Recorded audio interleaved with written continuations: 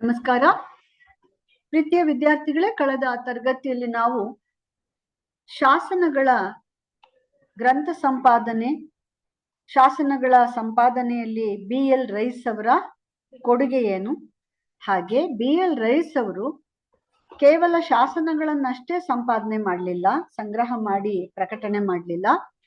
ಅವರೊಬ್ಬ ಪುರಾತತ್ವ ಇಲಾಖೆಯ ನಿರ್ದೇಶಕರಾಗಿ 12 ಸಂಪುಟಗಳನ್ನ ಪ್ರಕಟಣೆ ಮಾಡಿ ಸುಮಾರು ಸಾವಿರಾರು ಕನ್ನಡದ ಶಾಸನಗಳನ್ನ ಬೆಳಕಿಗೆ ತಂದ್ರು ಅನ್ನುವಂಥ ವಿಚಾರವನ್ನು ತಿಳ್ಕೊಂಡ್ವಿ. ಅಷ್ಟೇ ಅಲ್ಲ, ಜೊತೆಗೆ BL ರೈಸ್ ಅವರು ಆ ಕಾಲದಲ್ಲಿ ತಮಗೆ ದೊರೆತಂತಹ ಬಹಳ ಮುಖ್ಯವಾದಂತಹ ಗ್ರಂಥಗಳನ್ನ, ಹಸ್ತಪ್ರತಿಗಳನ್ನ ಇಟ್ಕೊಂಡು, ಕೆಲವು ಹಸ್ತಪ್ರತಿಗಳು ಆ ಕಾಲಕ್ಕೆ ಸಿಕ್ಕಿತ್ತು. 1800 ಅಂದ್ರೆ 1900ಗಿಂತ ಮೊದಲೇ ಆರಂಭದಲ್ಲಿಯೇ ಅವರು 4 ಬಹಳ ಮುಖ್ಯವಾದ ಕೃತಿಗಳನ್ನ ಸಂಪಾದನೆ ಮಾಡ್ತಾರೆ. ಅದರಲ್ಲಿ ಒಂದು ನಾವು ಮರೆಯೋಕೆ ಆಗದೆ ಇರುವಂಥದ್ದು ಅಂತಂದ್ರೆ ಅದು ಪಂಪನ ವಿಕ್ರಮಾರ್ಜುನ ವಿಜಯ. ಉಳಿದಂತೆ ಇನ್ನು 4 ಹೆಸರುಗಳನ್ನ ಹೇಳಿದೀನಿ. ಯಾವ್ಯಾವುದು ನೆನ್ಪಿಲ್ಲ, ಕೇಳಿಸ್ಕೋಬೇಕು. ಮತ್ತೆ ಮತ್ತೆ ಅದೇ ಪಾಠ ಮಾಡ್ಕೊಂಡು ಕುತ್ಕೊಳಕ್ಕಾಗಲ್ಲ.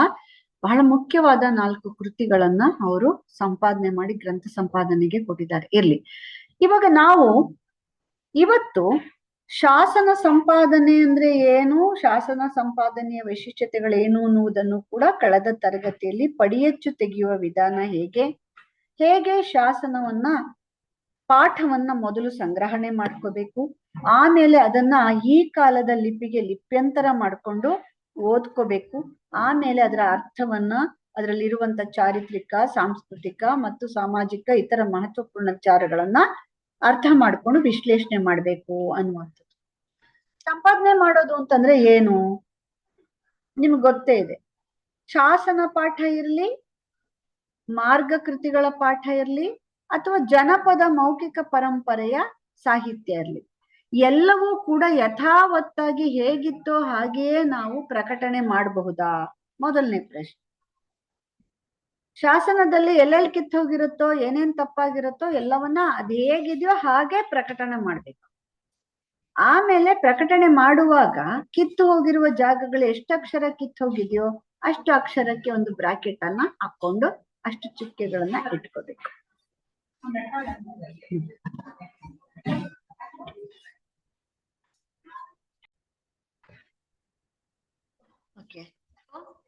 ಶಾಸನಗಳ ಸಂಪಾದನೆ ಕ್ಲಾಸಿಕಲ್ ಸಾಹಿತ್ಯದ ಸಂಪಾದನೆ ಅಂದ್ರೆ ಮಾರ್ಗ ಸಾಹಿತ್ಯದ ಕೃತಿಗಳು, ಹಳಗನ್ನಡದ ಕೃತಿಗಳು, ಮತ್ತು ಮೌಖಿಕ ಸಾಹಿತ್ಯ ಅಂದ್ರೆ ಬರೆದಿಡದೆಲ್ಲ ಇರುವಂತ ಸಾಹಿತ್ಯ, ಬಾಯಿಂದ ಬಾಯಿಗೆ ಹರಿದು ಬಂದ ಸಾಹಿತ್ಯ, ಜನಮಾನಸದಲ್ಲಿ ಹಳ್ಳಿಗಳಿಗೆ ಹೋಗಿ ಕತೆಗಳನ್ನು, ಜನಪದ ಗೀತೆಗಳನ್ನು, ಜನಪದ ಗಾದೆಗಳು, ಜನಪದ ಕಥನಗಳು, ಜನಪದ ಮಹಾಕಾವ್ಯಗಳು, ಜನಪದ ಖಂಡಕಾವ್ಯಗಳು, ಹೀಗೆ ನಾನಾ ಬಗೆಯಲ್ಲಿ ಜನಪದದ ಸಾಹಿತ್ಯ ಇದೆ ಅಲ್ವಾ? ಈಗ ಅಂಥವುಗಳನ್ನ ಸಂಪಾದನೆ ಹೇಗ್ ಮಾಡ್ಬೇಕು? ಕರ್ನಾಟಕದ ಪ್ರತಿ ಜಿಲ್ಲೆಯಲ್ಲೂ ಒಂದಲ್ಲ ಒಂದು ರೀತಿಯಲ್ಲಿ ಸಾಮಾನ್ಯವಾಗಿ ಈಗಾಗಲೇ ಪ್ರಕಟಗೊಂಡಿರುವ ಶಾಸನಗಳು ಬೇಕಾದಷ್ಟಿದೆ. ಅವುಗಳನ್ನ ಹೇಗ್ ಸಂಪಾದನೆ ಮಾಡಿದ್ರು? ಸಂಪಾದನೆಗೆ ಅವರು ಬಳಸಿದಂತಹ ರೀತಿ, ನೀತಿ, ಸ್ವರೂಪ ಏನು? ವಚನ ಸಾಹಿತ್ಯ ಅಂತ ಇದೆ, ಕೀರ್ತನ ಸಾಹಿತ್ಯ ಅಂತಿದೆ. ಅದು ಈ ಕಡೆ ಲಿಖಿತ ಸಾಹಿತ್ಯವೂ ಅಲ್ಲ, ಆ ಕಡೆ ಮೌಖಿಕ ಸಾಹಿತ್ಯವೂ ಅಲ್ಲ. ಎಷ್ಟೋ ಕಡೆ ವಚನಗಳನ್ನ, ಕೀರ್ತನೆಗಳನ್ನ ಬಾಯಲ್ಲೇ ಕಲ್ತ್ಕೊಂಡು ಬಾಯಿಂದ ಬಾಯಿಗೆ ಹರಡ್ಕೊಂಡು ಬಂದಿರೋದಾಗಿ. ಅದು ಆಲ್ಮೋಸ್ಟ್ ನಿಮಗೆ ಜನಪದ ಸಾಹಿತ್ಯದ ಹಾಗೆ ಒಬ್ಬೊಬ್ರು ಒಂದೊಂಥರ ಹಾಡ್ತಾರೆ. ಒಬ್ಬರೇ ವಚನಕಾರನ ವಚನವಾದರೂ ಹಾಡುವವರ ರೀತಿಯಲ್ಲಿ ಅದು ಬೇರೆ ಬೇರೆ ಪದಗಳನ್ನೆಲ್ಲ ಸೇರಿಸಿಬಿಟ್ಟಿರ್ತಾರೆ. ಹೀಗೆ ಸರ್ವಜ್ಞನ ವಚನಗಳಿರ್ಬೋದು, ಅಥವಾ ಶರಣರ ವಚನಗಳಿರ್ಬೋದು, ಕೀರ್ತನಕಾರರ ಕೀರ್ತನೆಗಳಿರ್ಬೋದು, ಇವುಗಳನ್ನು ಕೂಡ ನಾವು ಜನಪದ ಸಾಹಿತ್ಯ ಅಥವಾ ದೇಸಿ ಸಾಹಿತ್ಯಗಳನ್ನ ಹೇಗೆ ನಾವು ಸಂಗ್ರಹ ಮಾಡ್ತೀವೋ ಹಾಗೆ ಸಂಗ್ರಹ ಮಾಡಿದ್ರೆ ಅನೇಕ ಒಂದೇ ಪದ್ಯ ಹಲವು ತರ ಸಿಗುತ್ತೆ. ಉತ್ತರ ಕರ್ನಾಟಕದ ಕಡೆ ಜನಪದದ ಹಾಡೇ ಬೇರೆ ತರ ಕಾಣುತ್ತೆ, ಅದೇ ಹಾಡು ದಕ್ಷಿಣ ಕರ್ನಾಟಕದವ್ರು ಹಾಡಿದ್ರೆ ಬೇರೆ ತರ. ಅಂದ್ರೆ ಮೌಖಿಕ ಸಾಹಿತ್ಯವನ್ನ ಸಂಪಾದನೆ ಮಾಡುವಾಗ ಅವರು ಹೇಗ್ ಹಾಡ್ತಾರೋ ಹಾಗೆ ಉಳಿಸ್ಕೋಬೇಕು. ಈಗ ನೋಡಿ, ಉದಾಹರಣೆಗೆ ನಾನು ತಗೊಳ್ತೀನಿ ಜನಪದದೊಳಗೆ. ಪಂಚಮಿ ಹಬ್ಬ ಉಳ್ದಾವ ದಿನ ನಾಕ, ಅಣ್ಣ ಬರಲಿಲ್ಲ ಯಾಕ ಕರಿಯಾಕ. ಅಲ್ವಮ್ಮ? ಪಂಚಮಿ ಹಬ್ಬ ಉಳ್ದಾವು ದಿನ ನಾಕ. ಪಂಚಮಿ ಹಬ್ಬಕ್ಕೆ ಅಣ್ಣ ಬಂದು ಕರ್ಕೊಂಡು ಹೋಗುವ ಸಂಪ್ರದಾಯ ಇರೋದು ಉತ್ತರ ಕರ್ನಾಟಕದ ಕಡೆ. ಹಾಗಾಗಿ ಈ ಹಾಡು ಹುಟ್ಕೊಂಡಿರೋದು ಉತ್ತರ ಕರ್ನಾಟಕದ ಕಡೆ, ಉತ್ತರ ಕರ್ನಾಟಕದ ಭಾಷೆಯಲ್ಲಿ. ಅದನ್ನ ನೀನ್ ದಕ್ಷಿಣ ಕರ್ನಾಟಕದವರು ಪಂಚಮಿ ಹಬ್ಬ ಉಳಿದಿವೆ ನಾಲ್ಕು ದಿನ ನಾಲ್ಕು, ಅಣ್ಣ ಬರಲಿಲ್ಲ ಯಾಕೋ ಕರಿಯಕ್ಕೆ, ಕರೆಯಲು ಅಂತ ಏನಾರ ಬದಲಾಯಿಸಿದ್ರೆ ಅದು ತನ್ನ ಸಹಜತೆಯನ್ನೇ ಕಳ್ಕೊಂಡ್ಬಿಡುತ್ತೆ ಅಲ್ವಾ? ಈಗ ಇನ್ನೊಂದು ಉದಾಹರಣೆ ನೋಡೋಣ. ಉತ್ತರ ಕರ್ನಾಟಕದ ಕಡೆಯಲ್ಲಿ ತಾಯಿದ್ರ ಬೇವಿನ ಬ್ಯಾಸಿಗೆ ದಿವಸಾಕ ಬೇವಿನ ಮರ ತಂಪ, ಭೀಮರತಿ ಎಂಬ ಹೊಳಿತಂಪ ಹಡೆದವ್ವ ನೀತಂಪ ನನ್ನ ತವರಿಗೆ. ಇದು ಉತ್ತರ ಕರ್ನಾಟಕದ ಭೀಮಾ ನದಿ ತೀರದ ಯಾವುದೋ ಹೆಣ್ಣು ಮಗಳು ಬರ್ದಿರ್ತಕ್ಕಂತಹ ಒಂದು ಗೀತೆ. ಅರ್ಥ ಆಗ್ತಾ ಇದೆಯಮ್ಮ? ಸೊ ಹೀಗಿರ್ಬೇಕಾದ್ರೆ ಲಾಕ್ ಮಾಡಿ ಹೀಗಿರ್ಬೇಕಾದ್ರೆ ಅದನ್ನ ಕಾವೇರಿ ನದಿ ತೀರದ ಹೆಣ್ಮಗಳೊಬ್ಳು ಹಾಡಿದ್ರೆ ಹೆಂಗ್ ಹೇಳ್ತಾಳೆ? ಬೇಸಿಗೆ ದಿವಸಕ್ಕೆ ಬೇವಿನ ಮರ ತಂಪು, ಭೀಮಾರತಿ ಎಂಬ ಬದಲಿಗೆ ಕಾವೇರಿ ಎಂಬ ಹೊಳೆ ತಂಪು ಹಡೆದವ ನೀ ತಂಪು ನನ್ನ ತವರಿಗೆ ಅಂತ ಈ ಕಡೆ ಅವ್ರು ಹಾಡ್ತಾರೆ. ಅಥವಾ ಈಗ ಉತ್ತರ ಕರ್ನಾಟಕದ ಕಡೆಗಳಲ್ಲಿ ಕೊಪ್ಪಳ ಆ ಕಡೆ ಎಲ್ಲ ಗವಿಸಿದ್ದೇಶ್ವರ ಸ್ವಾಮಿಗಳು ತುಂಬಾ ಫೇಮಸ್ ಅಂತ ಅನ್ನೋ ತರ ಆದಾಗ ಅಲ್ಲಿರುವಂತ ಮಠ, ಅಲ್ಲಿರುವಂತ ದೇವರುಗಳ ಹಿನ್ನೆಲೆಯಲ್ಲಿ ಅವರು ಅಲ್ಲಿರುವಂತ ಸಿದ್ದಪ್ಪ ನಿನ್ನ ಜಾತ್ರೆಗೆ ಬರುವೆ ಅನ್ನೋ ತರ ಹಾಡು ಹೇಳಿದ್ದೆ. ಈ ಕಡೆ ಮಲೆ ಮಹದೇಶ್ವರನ ಕಡೆ ಇರೋ ಅದೇ ಹಾಡು ಏನ್ ಹೇಳ್ತಾರೆ? ಮಾದಪ್ಪ ನಿನ್ನ ಜಾತ್ರೆಗೆ ಬರುವೆ ಅನ್ನೋ ತರ ಸೇರ್ಸ್ಕೊಂಡು ಹೇಳ್ಬಿಡ್ತಾರೆ. ಅಂದ್ರೆ ಸ್ಥಳೀಯ ದೇವತೆಗಳು, ಸ್ಥಳೀಯ ಸಂಸ್ಕೃತಿ, ಸ್ಥಳೀಯ ಭಾಷೆ ಇವುಗಳಿಂದ ಜನಪದ ಗೀತೆಗಳನ್ನ ಹಾಡುವ ಜನಪದ ಕಥೆಗಳು ಅಷ್ಟೇನೆ. ಆ ಕಥೆಗಳು ಅಲ್ಲಿ ಹೇಳುವಾಗ್ಲೇ ಒಂಥರ ಹೇಳ್ತಾರೆ, ಈ ಕಡೆ ಹೇಳುವಾಗ್ಲೇ ಒಂಥರ ಹೇಳ್ತಾರೆ. ಹಾಗಾಗಿ ಈಗ ನೀವು ಗ್ರಂಥ ಸಂಪಾದನೆ ಮಾಡ್ತಿದ್ದೀರಿ ಅಂತ ಇಟ್ಕೊಳ್ಳಿ. ಅವಾಗ ನೀವು ಉತ್ತರ ಕರ್ನಾಟಕದ ಕಡೆ ಅದೇ ಜನಪದ ಗೀತೆ ಹೇಗ್ ಹಾಡಿದ್ದಾರೆ, ದಕ್ಷಿಣ ಕರ್ನಾಟಕದ ಕಡೆ ಹೇಗ್ ಹಾಡಿದ್ದಾರೆ ನೋಡಿ. ಇದೆರಡರಲ್ಲಿ ಯಾವ ತರ ಬರಿಬೇಕು ಅಲ್ವಾ? ಹಾಗಾಗಿ ಇವತ್ತಿನ ದಿನದಲ್ಲಿ ಗ್ರಂಥ ಸಂಪಾದನೆ, ಮೌಖಿಕ ಸಾಹಿತ್ಯದ ಸಂಪಾದನೆ ಮಾಡುವಾಗ ಶುದ್ಧ ಪಾಠವನ್ನ ಹುಡುಕುವ ಪ್ರಯತ್ನ ಮಾಡುವುದು ಸರಿಯಲ್ಲ. ಅರ್ಥ ಆಗ್ತಾ ಇದೆಯಾ? ಸೊ ಬಹಳ ಮುಖ್ಯವಾಗಿ ಜನಪದದೊಳಗಡೆಗೆ ಕವಿ ಪಾಠವನ್ನ ಹುಡುಕಲು ಸಾಧ್ಯವಿಲ್ಲ. ಹೌದಮ್ಮ? ಜನಪದದಲ್ಲಿ ಯಾಕೆಂದ್ರೆ ಕವಿ ಯಾರು ಅಂತಾನೆ ಗೊತ್ತಿಲ್ಲ ಅಲ್ಲ. ಮತ್ತೆ ಜನಪದದಲ್ಲಿ ನಮ್ಗೆ ಬಹಳ ಮುಖ್ಯವಾಗಿ ಸ್ಥಳೀಯ ಭಾಷೆಗಳಲ್ಲಿ, ಸ್ಥಳೀಯ ಜನರ ಆಡು ನುಡಿಯಲ್ಲಿ ಜನಪದ ಇರುತ್ತೆ ಅಲ್ವಮ್ಮ? ಸೊ ಸ್ಥಳೀಯ ಭಾಷೆ, ಸ್ಥಳೀಯ ಆಡು ನುಡಿ, ಸ್ಥಳೀಯವಾದಂತಹ ನುಡಿಯ ಸ್ವರೂಪದಲ್ಲಿ ಇರುತ್ತೆ. ಉಪಭಾಷಾ ಸೌಂದರ್ಯ ಇರುತ್ತೆ. ಹೌದಾ? ಉಪಭಾಷಾ ಅಂದ್ರೆ ಏನು ಮಕ್ಕಳೇ?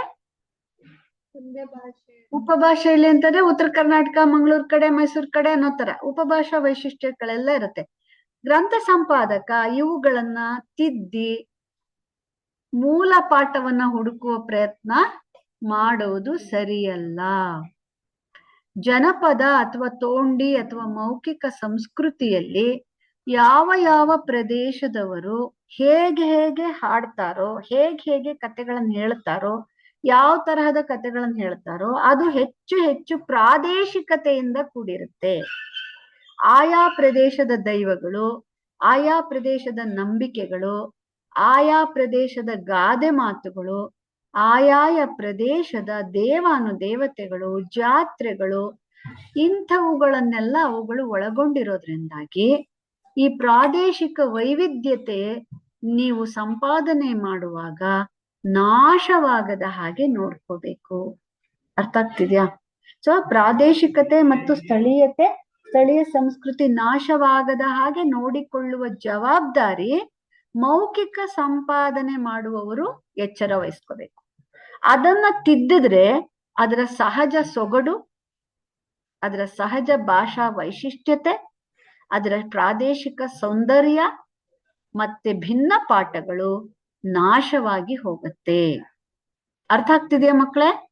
ಸೊ ಹಾಗಾಗಿ ನೀವಿವಾಗ ಬ್ಯಾಸಿಗೆ ದಿವಸಾಕ ಬೇವಿನ ಮರ ತಂಪು ಅಂತಂದ್ರೆ ಬ್ಯಾಸಿಗೆ ಅಂತಲೇ ಬರ್ಕೋಬೇಕೇ ಹೊರ್ತು ಶುದ್ಧ ಪಾಠ ಅಲ್ಲ ಅದು ಅಂದ್ರೆ ಬೇಸಿಗೆ ದಿವಸಕ್ಕೆ ಅಂತ ನೀವು ಬರೆದ್ರೆ ಆ ಜಾನಪದದ ಸೌಂದರ್ಯವೇ ನಾಶ ಆಗುತ್ತೆ. ಅರ್ಥ ಆಗ್ತಿದ್ಯಮ್ಮ?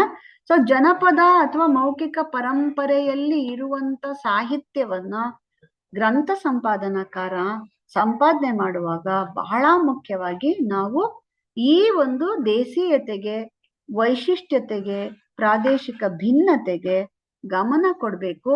ಅದನ್ನ ಹೇಗೆ ಇದೆಯೋ ಹಾಗೆ ಸಾಂಸ್ಕೃತಿಕ ಪಠ್ಯಗಳು, ಪದವನ್ನ ಗುರ್ತಾಕೊಳ್ಳಿ. ಸಾಂಸ್ಕೃತಿಕ ಪಠ್ಯಗಳು ಅಂದಾಗ ಹಾಗೆ ಉಳಿಸ್ಬೇಕು. ಅಂದ್ರೆ ಉದಾಹರಣೆಗೆ ನೋಡೋಣ, ಏನದು, ಈಗ ಮಲೆ ಮಾದೇಶ್ವರನ ಹಾಡು 4-5 ಜನ ಹಾಡ್ತಾರಲ್ವೇನಮ್ಮ. ಪಿರಿಯಾಪಟ್ನ ಕಾಳಗ, ಒಬ್ರು ಲಾವಣಿ ತರ ಹಾಡ್ತಾರೆ, ಒಬ್ರು ಮಹಾಕಾವ್ಯ ತರ ಹಾಡ್ತಾರೆ, ಒಬ್ಬೊಂದ್ರಲ್ಲಿ ಪ್ರಿಯಾಪಟ್ನ ಕಾಳಗದಲ್ಲಿ ಚಾಮುಂಡಿ ಮುಖ್ಯ ಕಥೆ ಅಂತ ಅನ್ಸತ್ತೆ, ಇನ್ನೊಬ್ರಿಗೆ ಪ್ರಿಯಾಪಟ್ನ ಕಾಳಗದಲ್ಲಿ ವೀರರಾಜೇಂದ್ರನ ಕಥೆ ಅಂತ ಅನ್ಸತ್ತೆ, ಇನ್ನೊಬ್ರಿಗೆ ಅದ್ರಲ್ಲಿ ಲಿಂಗರಾಜಮ್ಮನ ಕಥೆ ಅಂತ ಅನ್ಸುತ್ತೆ. ಒಬ್ಬೊಬ್ರಿಗೆ ಒಂದೊಂದು ಕಥೆಯಲ್ಲಿ ಯಾವ್ದು ಮುಖ್ಯ ಅನ್ಸುತ್ತೆ ಅದಕ್ಕೆ ತಕ್ಕಂಗೆ ಅವರು ಹಾಡಿದ್ದಾರೆ. ಹಾಗಾಗಿ ಎಲ್ಲಾದ್ನೂ ಸೇರಿಸ್ಬಿಟ್ಟು ಪ್ರಿಯಾಪಟ್ನ ಕಾಳಗ ಮೂಲದಲ್ಲಿ ಹೆಂಗಿತ್ತು ಅಂತ ಹುಡ್ಕಕ್ಕಾಗತ್ತಾ? ಯಾಕೆಂದ್ರೆ ಇದು ಜನಮನಸ್ಸು ಕಾಲದಿಂದ ಕಾಲಕ್ಕೆ ತನಗೆ ಮುಖ್ಯವೆನಿಸಿದ್ದನ್ನ ಅದು ಹಾಡು ಕಟ್ಟಿರುತ್ತೆ. ಅದು ಮುಖ್ಯವೆನಿಸಿದ ವಿಚಾರಗಳನ್ನೇ ಮುಖ್ಯವಾಗಿ ಪರಿಗಣಿಸುತ್ತೆ. ಹಾಗಾಗಿ ಅದರಲ್ಲಿ ಶುದ್ಧತೆಯ ಅಥವಾ ಒರಿಜಿನಾಲಿಟಿ, ಮೂಲ ಅನ್ನುವುದರ ಹುಡುಕಾಟ ಮಾಡದೆ ಅದು ಯಾವ ಯಾವ ಸ್ವರೂಪದಲ್ಲಿ ಹೇಗೆ ಲಾವಣಿ ಸ್ವರೂಪದಲ್ಲಿದೆಯೋ, ಗದ್ಯ ಸ್ವರೂಪದಲ್ಲಿದೆಯೋ, ಗದ್ಯ ಕಥನ ಇದೆಯೋ, ಅಥವಾ ಮಹಾಕಾವ್ಯದ ಸ್ಥಿತಿಯಲ್ಲಿದೆಯೋ, ಅದು ಯಾವ ಸ್ವರೂಪದಲ್ಲಿದೆಯೋ ಅದೇ ಸ್ವರೂಪದಲ್ಲಿ ಸಾಂಸ್ಕೃತಿಕ ಪಠ್ಯಗಳು ಅಂತ ಹೇಳಿ ಪರಿಗಣಿಸಿ ಅವುಗಳ ಭಿನ್ನ ಪಾಠಗಳ ಜೊತೆಗೆ ಹಾಗೆ ಅದನ್ನ ಉಳಿಸ್ಕೋಬೇಕು. ಓಕೆ, ಆ ಪಾಠ ಶುದ್ಧ ಪಾಠದ ಕಡೆಗೆ ವ್ಯಸನವನ್ನ ಬಿಡಬೇಕು. ಆದ್ರೆ ಈ ಹಳಗನ್ನಡದ ಕವಿಕೃತವಾದಂಥ ಕ್ಲಾಸಿಕಲ್ ಲಿಟ್ರೇಚರ್ ಅಂತೀವಲ್ಲ, ಈಗ ಚಂಪು ಕಾವ್ಯಗಳು, ಆಮೇಲೆ ನಮ್ಮ ರಗಳೆ ಇರ್ಬೋದು, ಷಟ್ಪದಿ ಕಾವ್ಯ ಇರ್ಬೋದು, ಸಾಂಗತ್ಯ, ಇಂಥವೆಲ್ಲ ಇದೆಯಲ್ಲಮ್ಮ ಕ್ಲಾಸಿಕಲ್ ಸಾಹಿತ್ಯ. ಇವುಗಳನ್ನ ಸಂಪಾದನೆ ಮಾಡ್ಬೇಕಾದ್ರೆ ಯಾವುದು ಮುಖ್ಯ? ಕವಿಪಾಠ ರಚನೆ, ಕವಿಪಾಠ ಅಲ್ವಾ. ಕ್ಲಾಸಿಕಲ್ ಲಿಟ್ರೇಚರ್ದೇನು ಅಂದ್ರೆ ಗ್ರಂಥ ಸಂಪಾದನೆಯಲ್ಲಿ ಕಣ್ತಪ್ಪು, ಕಿವಿ ತಪ್ಪು, ಕೈ ತಪ್ಪಿನಿಂದ ಆದದ್ದನ್ನ ತೆಗಿಬೇಕು, ಸ್ಕಾಲಿತ್ಯಗಳನ್ನ ನಿವಾರಿಸ್ಬೇಕು, ಅದರಲ್ಲಿ ಆಗಮ ಆದೇಶ ಮತ್ತೆ ಲೋಪ ಆಗಿರೋದನ್ನೆಲ್ಲ ಗುರುತಿಸಿ ತಿದ್ದಬೇಕು, ಕವಿಯ ಕಾಲದ ಭಾಷೆಯನ್ನ ಉಳಿಸ್ಕೋಬೇಕು, ಸಾಧ್ಯವಾದಷ್ಟು ಪ್ರಾಚೀನವಾದಂತಹ ಹಸ್ತಪ್ರತಿಯನ್ನೇ ಇಟ್ಕೋಬೇಕು ಅಂತ ಏನೇನ್ ಇವಾಗೆಲ್ಲ ಹೇಳಿದೀವೋ ಅದೆಲ್ಲ ಯಾವ್ದಕ್ಕೆ ಅನ್ವಯಿಸ್ಬೇಕು? ಯಾವ್ದಕ್ಕೆ? ಎಂತ ಹಸ್ತಪ್ರತಿಗೆ? ಕ್ಲಾಸಿಕಲ್ ಲಿಟ್ರೇಚರ್ಗೆ. ಅರ್ಥ ಆಯ್ತಾ? ಮಾರ್ಗೀಯ ಹಳಗನ್ನಡದ ಕವಿಕೃತವಾದ ಕೃತಿಗಳಿಗೆ ಮಾತ್ರ ಅನ್ವಯಿಸ್ಬೇಕು. ಅಲ್ಲಿ ಕವಿಪಾಠ ಮುಖ್ಯ. ಇದುವರೆಗೂ ಗ್ರಂಥ ಸಂಪಾದನೆಯ ಪಾಠ ಪರಿಷ್ಕರಣ ಅಂತ ಹೇಳಿದೀವಲ್ಲ, ಎಲ್ಲಿ ಮಾಡ್ಬೇಕು ಪಾಠ ಪರಿಷ್ಕರಣ? ಎಲ್ಲಿ ತೆಗೆದಾಕ್ಬೇಕು ಸ್ಕಾಲಿತ್ಯಗಳನ್ನ? ಎಲ್ಲಿ ಸ್ಕಾಲಿತ್ಯವನ್ನ ಸರಿ ಮಾಡ್ಬೇಕು? ಅದು ಕೇವಲ ಹಳಗನ್ನಡದ ಶ್ರೇಷ್ಠವಾದಂತಹ ಅಂತ ಹೇಳುವಂತಹ ಎಲ್ಲ ಮಾರ್ಗ ಕೃತಿಗಳು ಮತ್ತೆ ಹಳಗನ್ನಡದ ಚಂಪು ಕೃತಿಗಳು, ಈ ಷಟ್ಪದಿ ಕೃತಿಗಳು, ಇಂಥವುಗಳನ್ನ ಮಾಡುವಾಗ ಗ್ರಂಥ ಸಂಪಾದನೆ ಎಲ್ಲ ನಿಯಮ ನಡಾವಳಿಗಳನ್ನು ಏನನ್ನ ನಮಗೆ ವಸಾಹತು ಕಾಲದವರು ಬ್ರಿಟಿಷ್ ಅಧಿಕಾರಿಗಳ ಕಡೆಯಿಂದ ಗ್ರಂಥ ಸಂಪಾದನೆ ಒಂದು ವೈಜ್ಞಾನಿಕವಾಗಿ ಮಾಡಬೇಕಾದ ಕ್ರಮ ಅಂತ ಹೇಳ್ಕೊಟ್ಟಿದಾರಲ್ಲ, ಪಾರಂಪರಿಕವಾದ ಗ್ರಂಥ ಸಂಪಾದನಾ ಕ್ರಮ, ಅದನ್ನ ಎಲ್ಲಿ ಅನ್ವಯಿಸ್ಬೇಕು? ಕೇವಲ ಕವಿ ಕೃತಿಗಳಿಗೆ. ಯಾವ ಕವಿ ಕೃತಿಗಳು? ಹಳಗನ್ನಡದಲ್ಲಿ ರಚಿತವಾದ ಕನ್ನಡದ ಶಾಸ್ತ್ರೀಯ ಕೃತಿಗಳು ಅಲ್ವಾ, ಕ್ಲಾಸಿಕಲ್ ಲಿಟ್ರೇಚರ್, ಮಾರ್ಗ ಕೃತಿಗಳು. ಅಲ್ಲಿ ನಿಮಗೆ ಛಂದಸ್ ಲೋಪ ಆಗಿರ್ಬಾರ್ದು ಅಲ್ವಾ, ಇಷ್ಟೇ ಅಕ್ಷರ ಇರ್ಬೇಕು, ಅಲ್ಲಿ ಇದೆಯಾ ತಪ್ಪಾಗಿದ್ಯಾ ನೋಡ್ಬೇಕು ಅಲ್ವಾ. ಅಲ್ಲಿ ಭಾಷೆ, ಕಾಗುಣಿತ, ಛಂದಸ್ಸು, ಅರ್ಥ ಮುಂತಾದವುಗಳ ಹಿನ್ನೆಲೆಯಲ್ಲಿ ಕಾಲಿತ್ಯಗಳನ್ನ ಪರಿಷ್ಕರಿಸಿ ಕವಿಪಾಠವನ್ನು ಪಡೆದುಕೊಳ್ಳುವ ಪ್ರಯತ್ನವನ್ನ ಮಾಡ್ಬೇಕು. ಕವಿಪಾಠವನ್ನ ಪಡಿಬೇಕು. ಅರ್ಥ ಆಗ್ತಾ ಇದೆಯಾ ಮಕ್ಳೇ? ಕವಿಪಾಠ ಪಡ್ಕೋಬೇಕಾದ್ರೆ ಯಾವುದು ನೋಡ್ಬೇಕು? ಅತ್ಯಂತ ಪ್ರಾಚೀನವಾದಂತಹ ಹಸ್ತಪ್ರತಿ, ಕವಿಗೆ ಹತ್ತಿರವಾದ ಮೂಲ ಪ್ರತಿ, ಮೂಲ ಮಾತೃಕೆ ಅಂತೀವಲ್ಲ, ಮೂಲ ಮಾತೃಕೆಗೆ ಹತ್ತಿರವಾದದ್ದನ್ನ ಹುಡುಕಬೇಕು. ಜೊತೆಗೆ ಅದರಲ್ಲಿ ಶುದ್ಧ ಪಾಠವನ್ನ ಇಡ್ಬೇಕು ಅಲ್ಲ. ಜನಪದದಲ್ಲಿ ಶುದ್ಧ ಅನ್ನೋ ಪದನೇ ಇಲ್ಲ, ಹಾಡಿದ್ದೆಲ್ಲ ತಗೋಬೇಕು. ಯಾಕೆಂದ್ರೆ ಅದು ಸಾಂಸ್ಕೃತಿಕ ವೈಶಿಷ್ಟ್ಯತೆ. ಅಲ್ಲಿ ಭಾಷಾ ಶುದ್ಧತೆಯ ಪ್ರಶ್ನೆಯೇ ಬರಲ್ಲ. ಅರ್ಥ ಆಯ್ತಾ? ಬ್ಯಾಡ ಅಂದ್ರೆ ಬ್ಯಾಡ ಅಂತಲೇ ಬರಿಬೇಕೆ ಹೊರತು ಬೇಡ ಅಂತ ಬರಿಬಾರ್ದು. ಅರ್ಥ ಆಗ್ತಾ ಇದೆಯಾ ಮಕ್ಳೇ? ಸೊ ಇಲ್ಲಿ ಅದನ್ನ ತಿದ್ದಬೇಕು, ಪರಿಷ್ಕರಣೆ ಮಾಡ್ಬೇಕು. ಪಾಠ ಪರಿಷ್ಕರಣೆ ಮಾರ್ಗ ಕೃತಿಗಳಿಗೆ ಅವಶ್ಯಕ. ಆದ್ರೆ ದೇಸಿಯ ಜನಪದಕ್ಕೆ ಇವುಗಳಿಗೆ ಅವಶ್ಯಕತೆ ಇಲ್ಲ. ಅರ್ಥ ಆಯ್ತಾ? ಹಾಗಾದ್ರೆ ವಚನಗಳನ್ನ ನಾವು ಮಾರ್ಗ ಕೃತಿಗಳಿಗೆ ಸೇರ್ಸಕ್ಕಾಗಲ್ಲ. ಸರ್ವಜ್ಞನ ವಚನವನ್ನಾಗ್ಲಿ ಶರಣರ ವಚನವನ್ನಾಗ್ಲಿ ಮಾರ್ಗ ಕೃತಿಯ ಹಾಗೆ ಮಾಡಕ್ಕಾಗಲ್ಲ. ಅದು ಗೊತ್ತಿದೆ ನಮ್ಗೆ, ಕವಿ ಯಾರು ಅಂತ, ಪುರಂದರದಾಸ ಅಂತ ಗೊತ್ತು. ಆದ್ರೆ ಪುರಂದರದಾಸರ ಕೀರ್ತನೆ ಕೂಡ ಬಾಯಿಂದ ಬಾಯಿಗೆ ತುಂಬಾ ಜನ ಹಾಡಿ ಹಾಡಿ ಹಾಡಿ ಹಾಡಿ ಏನೇನೋ ಆಗೋಗಿದೆ. ವಚನಗಳು ಅಷ್ಟೇ, ಜನರ ಬಾಯಲ್ಲಿ ತುಂಬಾ ಒಳ್ಳೆ ಜನಪದದ ಹಾಗೆ ಹಾಡಿ ಹಾಡಿ ಹಾಡಿ ಬದಲಾವಣೆ ಆಗೋಗಿದೆ. ಅದನ್ನ ನಾವು ಮಾರ್ಗ ಕೃತಿಗಳ ಹಾಗೆ ತಗೊಳಕ್ಕಾಗದೇ ಇಲ್ಲ. ಅರ್ಥ ಆಯ್ತಾ? ಆದ್ರೂ ಕೂಡ ಗ್ರಂಥ ಸಂಪಾದನೆ ಮಾಡ್ಬೇಕಾದಾಗ ಸಾಧ್ಯ ಆದಷ್ಟು ಫಾಗು ಹಳಕಟ್ಟಿಯವರು ವಚನಗಳನ್ನ ಸಾಧ್ಯ ಆದಷ್ಟು ಶುದ್ಧವಾಗಿ ಆ ಕಾಲದ ಭಾಷೆಗೆ ತಕ್ಕಂಗೆ ಮಾಡಿದ್ದಾರೆ. ಅರ್ಥ ಆಯ್ತಾ? ಓಕೆ, ಫಾಗು ಹಳಕಟ್ಟಿಯವ್ರನ್ನ ಏನಂತೀವಿ? ಶಾಸನ ಪಿತಾಮಹ ಅಂತ. ಶಾಸನ ಪಿತಲ್ಲ, ವಚನ ಸಾಹಿತ್ಯ ಪಿತಾಮಹ. ಶಾಸನ ಪಿತಾಮಹ ಅಂತ ಯಾರನ್ನ ಕರಿತೀವಿ? BL ರೈಸ್ ಅವರು. ಅವ್ರ ಬಗ್ಗೆ ಕೇಳಿದಾಗ ಅದನ್ನೆಲ್ಲ ಹೇಳ್ತೀರಾ. ಹಾಗೆ ಇದನ್ನ ನಾವು ಫಾಗು ಹಳಕಟ್ಟಿಯವರು ಅವರ ಶಿವಾನುಭವ ಕೃತಿಗಳ ಒಳಗಡೆಗೆ ನಿಧಾನವಾಗಿ ವಚನಗಳನ್ನೆಲ್ಲ ಹೊರಗೆ ತರುವ ಪ್ರಯತ್ನವನ್ನು ಅವರು ಮಾಡಿದ್ದು ದೊಡ್ಡ ಒಂದು ಕೊಡುಗೆಯಾಗಿ ಕಾಣ್ತೀವಿ. ಹಾಗೇನೆ ಸರ್ವಜ್ಞನ ವಚನಗಳನ್ನ ತರುವಾಗ ಎಂತ ಸಮಸ್ಯೆ ಆಯ್ತು ಅಂದ್ರೆ, ಸರ್ವಜ್ಞ ಅಂತ ಬರುತ್ತಲ್ವ ಅಂಕಿತ, ಕೆಲವು ಪದ್ಯಗಳು ಸೇಮ್ ಟು ಸೇಮ್, ಆದ್ರೆ ಸರ್ವಜ್ಞ ಬದಲು ಪರಮಾರ್ಥ ಅಂತ ಇತ್ತು.